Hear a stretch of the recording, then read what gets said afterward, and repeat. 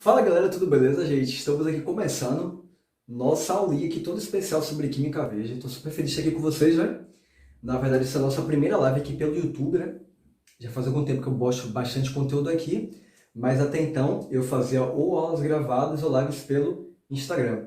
E hoje nossa primeira aula aqui pelo YouTube, e eu estou muito feliz. Primeiro porque eu consigo colocar o quadro de uma forma um pouco diferente, né? A câmera fica deitada, dá para ver o quadro de uma forma um pouco melhor e tudo mais. Então, expectativas altíssimas, então eu, para começar logo com chave de ouro, começar com um conteúdo bem relevante, resolvi falar com você aqui hoje sobre Química Verde, beleza? Nossa aulinha de hoje vai ser sobre Química Verde, tá certo? E por que, professor, Química Verde, gente? Por que é que nós vamos falar sobre Química Verde aí? Deixa eu só fazer um teste aqui se eu consigo. Pronto, tá pegando já? Eu acho que tá. Recebi uma mensagem de gostei aqui.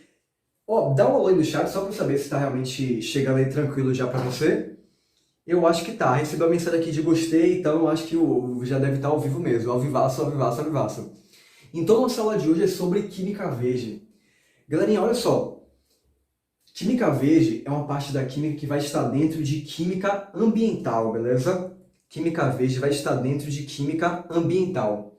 E Química Ambiental é uma parte da química que cai bastante. Entretanto, porém, todavia, são questões que costumam ser fáceis, ou que você costuma ver química ambiental dentro dos conteúdos. Por exemplo, chuva ácida faz parte de química ambiental. Mas, inevitavelmente, você vai estudar alguma coisa sobre química, sobre chuva ácida dentro de ácidos e bases, dentro de óxidos. Então, mesmo um aluno que não vai ter essa aula de química ambiental, ele tende a sentar a questão de chuva ácida. Quer ver mais um exemplo? Em química ambiental temos também efeito estufa. Efeito estufa, eu quando trabalho em termoquímica, combustíveis, para o Enem, eu falo já sobre efeito estufa. Então, mesmo aluno que não assistiu aula de química ambiental, ele tem essa questão de efeito estufa, se ele aprendeu isso lá em termoquímica, beleza? Então, é justamente por conta disso que química ambiental, às vezes, tende a ser menos valorizado do que deveria.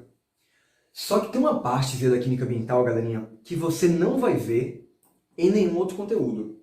Por exemplo, falar sobre lixo, fala sobre reciclagem, reutilização. São questões fáceis e que a visão dele menospreza. Química Verde, galerinha, também não é difícil não, tá? E Química Verde aqui, gente, é a parte mais conteudista, eu acho, de Química Ambiental. Porque aqui não tem noção certa que funcione, tá? Não é porque você é bom em conhecimentos cotidianos que você acerta a questão, não. Tá bom? Quando eu falo de lixo, por exemplo, a gente tem uma noção do que é reciclagem. A gente tem uma noção do que vai ser aí reutilizar, reduzir o consumo. Isso é uma coisa que mais ou menos faz sentido na minha cabeça, né? Agora, quando eu falo aqui de Química Verde, é uma coisa que muita gente não sabe nem o que é. E aí, galerinha, olha só, fazendo um retrospecto aqui com vocês, tá? No ano passado, beleza? Enem 2020, na prova impressa, foram 3 questões de Enem sobre Química Ambiental. Dessas 3, uma envolvia Química Verde, uma era sobre Química Verde, e 2 outras eram sobre Química Ambiental, pegando, né, questões aí sobre lixo, etc e tal. E se eu pegasse todas as questões de química ambiental de 2020, incluindo aqui PPL digital, foram 8 questões. Eu nunca vi tanta questão de mesmo assunto no ano. E olha que eu não passei de eletroquímica, só na prova digital que eram 4 questões. Mas, gente, foram 8 questões no total em 2020 de química ambiental, somando todas as provas. Então, cai bastante. E assim, mesmo você que já estudou chuva ácida em outro momento, vale a pena você voltar a ver aqui algo sobre disso em química ambiental que você reforça e garante essa questão que vai te dar uma boa coerência no Enem e vai ser uma questão que cai você se garante nela também. Beleza? Galera, a verdade é que Química Verde, tá bom? Química Verde vai ser um conteúdo que ele não como eu disse, não é uma coisa intuitiva, tá? Em que consiste a Química Verde? Galerinha, o que é a Química Verde? Em que consiste a Química Verde? O objetivo principal aqui da Química Verde, galerinha, é criar técnicas e mecanismos para que haja produção de menos resíduos. Produção de menos resíduos. Então, uma vez que o resíduo é produzido, nós vamos ter formas de tentar reutilizar esse resíduo, de tentar reciclar esse resíduo, de tentar, sabe? Mas aqui eu posso agora tentar impedir que seja formado esse resíduo. Essa é a ideia da Química Verde. um conjunto de ações para diminuir a produção de resíduos. Isso aqui, gente, vai ter mais sentido na escala industrial, tá bom? Não é muito sobre o que eu faço no meu dia a dia, não. Porque, na verdade, não sou eu nem você que está ali na matéria, moldando a matéria-prima para fazer aí, sei lá, o plástico ou medicamentos. Então, apesar de cada um de nós termos um papel nessa questão toda aí de poluição, né, de poluir menos, mas a verdade é que a máquina é muito maior do que a gente. Então, aqui vai ter a ver com o quê? Com propostas de vários químicos ao passar dos últimos 50 anos, aí, mais ou menos, de produção de mecanismos para que seja produzido menos resíduos. Essa que é a ideia aqui central da Química Verde, tá bom? Galera, eu tô reparando aqui agora, sabe o quê? Que minha câmera tá invertida. Deixa eu ver, ó. Minha câmera estava espelhada, agora sim, que beleza. Então, como eu estava dizendo, gente, a Química Verde tem qual objetivo? Produção de menos resíduo. Então, não é tratar o resíduo que foi gerado, é produzir menos resíduos. Essa que é a nossa ideia. A gente quer produzir menos resíduos. Então, galerinha, alguns vão tentar aqui sistematizar todas as ideias da Química Verde em 12 proposições. Como eu acho que 12 proposições é muita coisa para vocês levarem para a prova, eu vou tentar juntar aqui 3 princípios, tá bom, gente? Que vão deixar aqui claro qual é a ideia geral da Química Verde. Como é que é possível, realmente, a produção aí de menos resíduos, tá bom? Então vamos que vamos, galerinha. Primeiro, a ideia é que você tem aqui matéria-prima. Olha só o primeiro item, tá bom? Nós vamos aqui buscar matéria-prima reciclável, matéria-prima reciclável ou renovável. Reciclável ou renovável. Então, qual a ideia, galerinha? Velho, quando você for escolher qual matéria-prima você vai usar, já pense em algo que vai poder ser reciclado lá na frente. Algo que seja renovável. Que você vai usar aquilo ali, mas que depois você pode, né? Não vai ter um resíduo sendo produzido necessariamente. Então, às vezes, para produzir a mesma coisa, existe mais de um tipo de matéria-prima possível. Então, você vai buscar sempre uma matéria-prima que seja reciclável ou renovável. Então, isso é um pilar importante. Aqui engloba vários princípios já da Química Verde, beleza? Um outro ponto importante aqui, galerinha, é que você vai buscar maior eficiência energética. Maior eficiência energética. Olha só, quando eu falo de eficiência energética, pode parecer uma parada meio capitalista, né?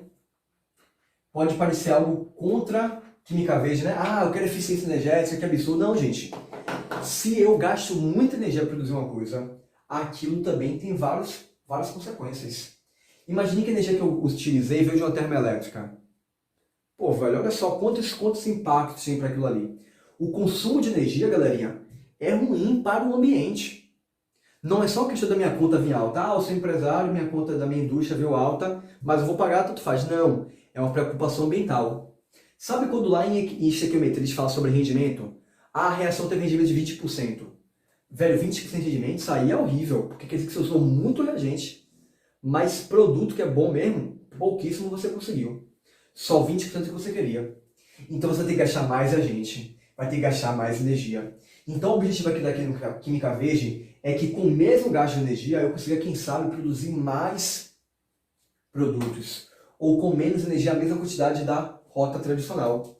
Então aqui se busca a maior eficiência, é uma coisa boa para todo mundo. Vai ser bom para quem está produzindo, é bom para o meio ambiente, fica mais barato para a gente depois. Olha só, a coisa que eu consigo fazer. Então Química Verde é tudo de bom, né? Química Verde é tudo de bom. Então, uma maior eficiência energética não é uma coisa para beneficiar somente o bolso de alguém, não. Maior eficiência energética, a gente vai realmente ajudar ao meio ambiente. Beleza, gente? O que mais? Evitar certas substâncias, né?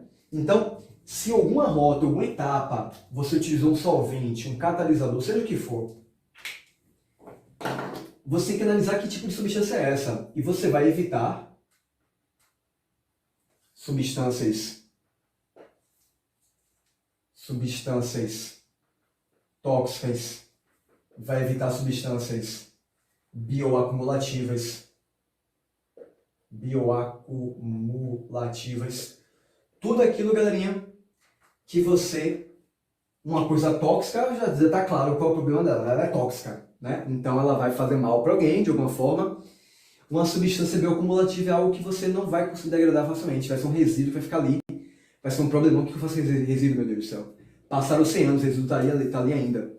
Então, por conta disso, a gente vai evitar substâncias que possam ser tóxicas ou bioacumulativas. Galerinha, olha só, todos os princípios da química verde, você pode resumir algumas coisas dessas aqui. Mas agora eu quero botar isso aqui numa linguagem um pouco mais tangível, algo mais palpável pra gente, beleza?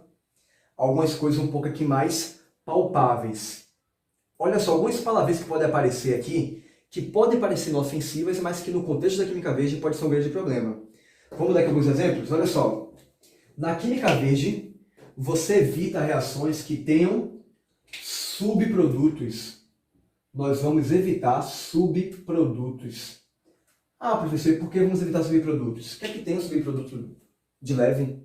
Galera, um subproduto é um resíduo a mais. Se a minha reação eu queria formar C e eu formo C e D, o que eu vou fazer com D? Eu vou ter que dar um uso para ele, eu vou ter que vender D para alguém, eu vou ter que descartar D em algum lugar. Eu vou ter agora que lidar com mais um resíduo. Então, galerinha, as reações que não produzem subprodutos são as melhores em termos da química verde. Beleza? Então, o melhor é que você tenha ali apenas um produto, que é o produto que você realmente vai usar. Galera, mesmo que eu tenha produzido água, poxa, eu vou ter que fazer uma coisa com essa água aqui. Agora imagine se o meu subproduto for uma coisa tóxica. E aí? Eu vou ter que ter uma política aqui, uma estratégia para conseguir descartar de forma adequada esse subproduto, para poder reutilizar ele, para poder vender ele para outro lugar. Isso tudo pode ser um problema. Então, muito cuidado aqui com os subprodutos, tá? Por isso, de forma geral, para a química verde, as reações de adição são as melhores. Na reação de adição, você tem 2 ou mais reagentes formando um único produto.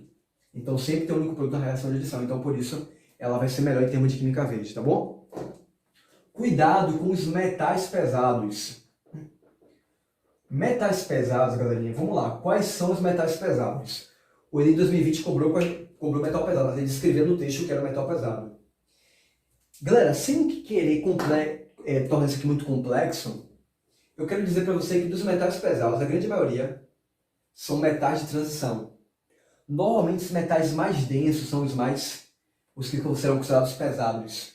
Normalmente metal pesado, gente, vai estar no meio e abaixo na tabela periódica. Então, aqueles lá de transição, ou por exemplo o chumbo, que não é transição, mas está embaixo, está no 6º período, são metais pesados. Então, metais pesados, galera, normalmente de forma compostos insolúveis, com sulfetos, com hidróxidos. Então, esses metais pesados, galerinha, são bem problemáticos. Então, de forma geral, galera, família 1A e 2A não vai ser problema quanto a isso. Metal, sódio, potássio, isso não é um problema não. Agora, aqueles lá do meio, mais para baixo, aqueles que você usa mais problemáticos, tá bom?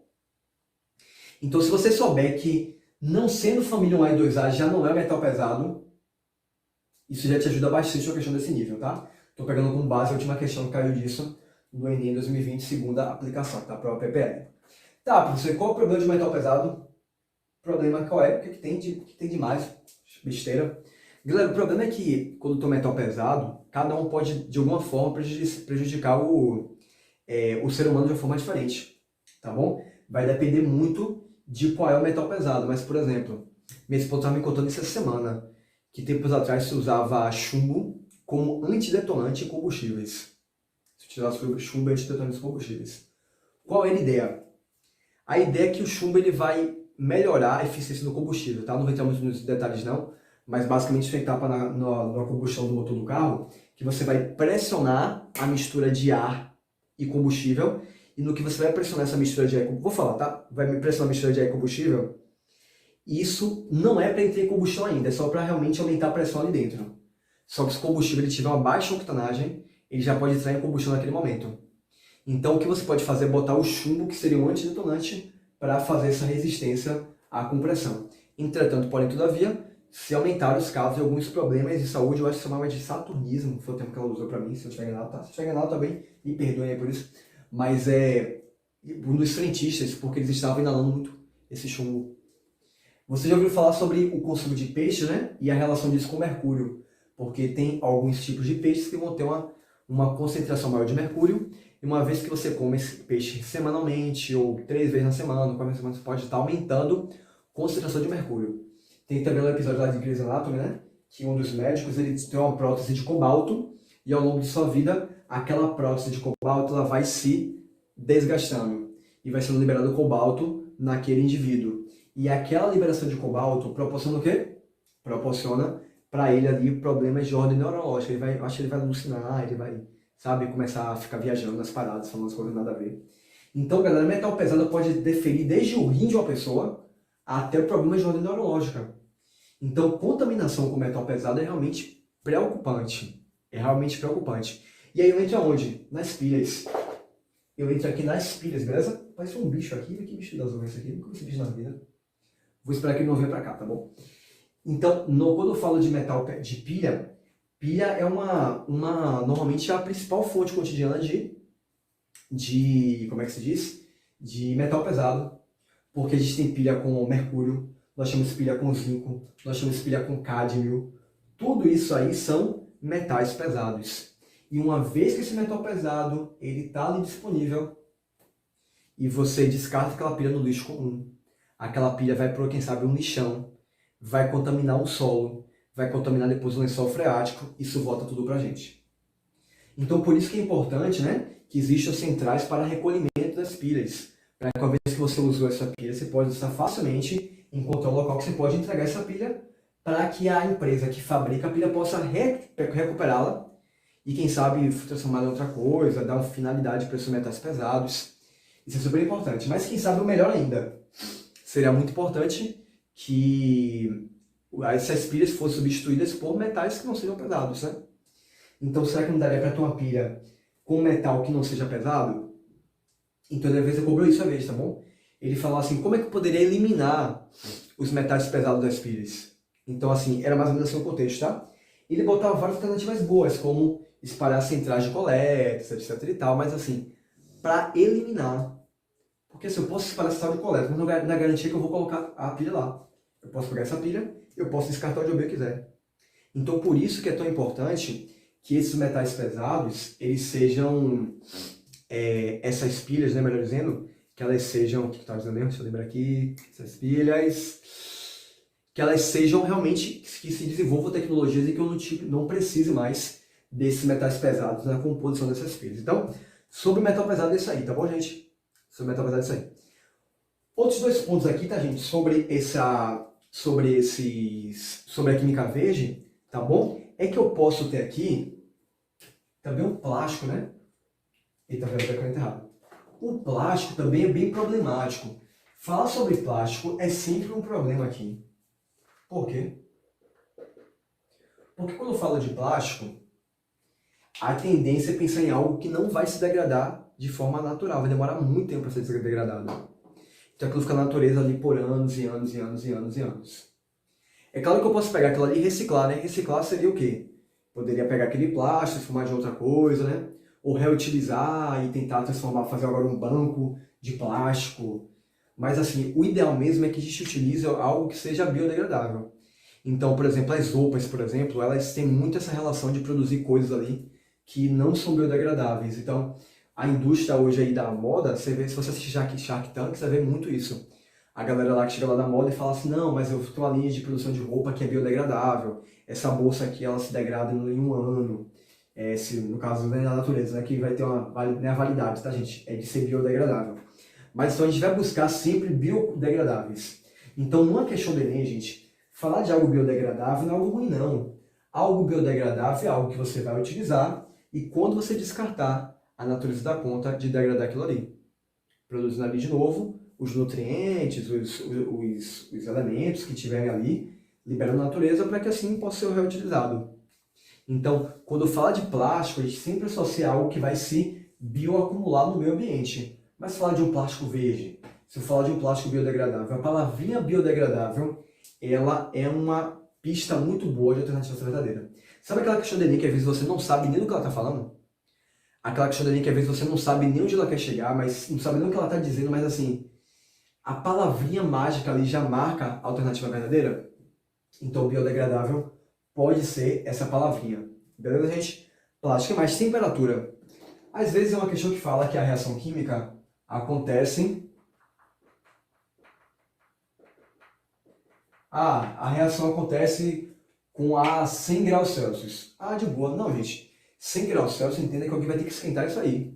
Vai gastar energia para aquecer isso. Depois esse lugar que eu aqueci, eu vou fazer o quê? Será que vai se fazer esfriar ou vou ter que despejar no ambiente quente essa coisa ali? Então, temperatura alta envolve o quê? Mais energia. Isso tende a ser algo ruim também em termos de química verde. Então, se eu tiver uma reação que acontece em temperatura ambiente e uma que precisa de aquecimento, vamos priorizar que temperatura ambiente. Tá bom? O que mais, galera? Eu posso comentar aqui com vocês. Olha só. Cuidado com os solventes. Principalmente solventes orgânicos. Uma coisa quando eu uso água, tá? Como eu já disse, mesmo que seja água, eu tenho que saber para onde vai essa água depois. Tem que pensar nisso tudo. Pode ser que essa água volte contaminada por algo, não posso descartar ela com facilidade. Mas e se for um solvente orgânico? E se for um solvente, pensa um solvente que não seja muito prejudicial, tá bom? Mas galera, é um resíduo. Mesmo seja um solvente que eu não saiba qual mal ele faz, mas o fato que é um solvente que eu vou ter que fazer alguma coisa com ele. E eu vou fazer o quê? Vou ter que dar meus pulos. E se o solvente for o benzeno, por exemplo? O benzeno é cancerígeno. Então eu tenho agora um resíduo com potencial carcinogênico para precisar trabalhar com ele. Então é por isso que os solventes, uma reação que precisa de um solvente, principalmente solvente orgânico, ela é pior. A gente vai buscar reações que não tenham solvente dessa natureza. Galera, até mesmo o catalisador. Catalisadores. Quando é uma reação que eu boto catalisadores, galera, quando eu boto ali os catalisadores, velho, esse catalisador, se for, por exemplo, tem uma reação chamada de hidrogenação da química orgânica. Ela usa como catalisador a platina. Nos nossos carros, tem catalisadores automotivos, normalmente você tem ali ródio, por exemplo. São metais pesados também. Então o catalisador ele não se desgaste com a reação, ele vai ficar ali, vai ficando. Uma hora você vai ter que, né? O fato é que aquele catalisador, quando for descartado, ele pode ser um problema. E se eu usar como catalisador cromo, vanádio? 2015 ele cobrou a questão que esse problema aí é o que matava uma rota, era isso aí. Você tinha como catalisador cromo e vanádio, dois metais pesados. Beleza? E o último ponto que eu vou tirar com você, gente, mais dois pontos só, na verdade, tá? Muitos agentes,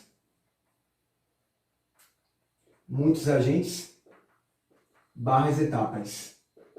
Galera, quando a reação ela acontece com muitas etapas, ou muitos agentes, também é ruim. Porque se tiver muito reagente, galerinha, olha só, eu quero produzir uma única substância, velho. Eu vou usar um bocado de reagente para isso, isso também vai estar seguindo em direção contrária ao que a química verde vai pregar. E se forem muitas etapas, qual é o problema, professor, de eu fazer em 10 etapas ou em uma etapa só? Galera, olha só, quando eu dou aula para vocês aqui lei de Hash, tá? Tem mais ou menos 2 semanas que eu fiz uma live sobre isso, eu falei assim, ó, para calcular o ΔH, não importa o número de etapas. Para calcular o ΔH, não importa o número de etapas. Agora, quando o objetivo, né, eu falei de calcular ΔH, mas quando o objetivo é analisar termos de subproduto, se eu tiver muitas etapas, gente, eu vou deixando pelo meio do caminho aqui, ó, resíduos. Reage com B e forma C e D. Aí eu pego o C, reage com E e o D. O D é o subproduto. E se eu gastar todos os meus intermediários? Mas se eu usar catalisadores em cada etapa, vai aquecer as etapas, vai usar solvente nas etapas, a chance é que para cada etapa você tem novos potenciais de fazer uma reação, de fazer novos resíduos. Então, galerinha, o Enem 2015 cobrou uma questão de química verde, ele botou assim, a rota marrom, que é a tradicional, e a rota verde. E a pergunta era, por que a rota verde era melhor? Paz, minha alternativa verdadeira dizia, porque na rota verde só tem uma etapa. Aí você pensava, o que isso tem a ver com química verde? Não tinha nada sobre, o lixo, o plástico, o metal pesado. Não, uma única etapa, parece que não tinha nada a ver. Mas na verdade tinha tudo a ver, porque quando eu tenho uma única etapa, eu tenho uma produção de menor quantidade de resíduos. Tá bom, galera? Então essa é a química verde. Eu vou torcer muito para que caia a questão disso aqui no Enem 2021. E você que assistiu essa aula, você assiste essa questão aqui com força. Beleza? Não vai ser uma questão difícil. Depois que você assistir essa aula, gente, essa questão fica muito fácil. Para quem não viu essa aula, a questão ela fica assim, tem umas coisas que podem confundir. Ficar na dúvida de duas outras alternativas. Depois que você assistiu essa aula, fica muito de boa essa questão. Então, galerinha, se você gostou aí, deixa já seu like, tá? Não deixa de deixar seu like também. de comentar e dizer que você gostou, que você chegou até o final aqui, tá bom, gente? Compartilha com sua galera e a gente se vê no próximo encontro, tá bom? Foi um prazer muito grande estar aqui com vocês aqui hoje e a gente se vê na nossa próxima aula. Um grande abraço, tchau, tchau!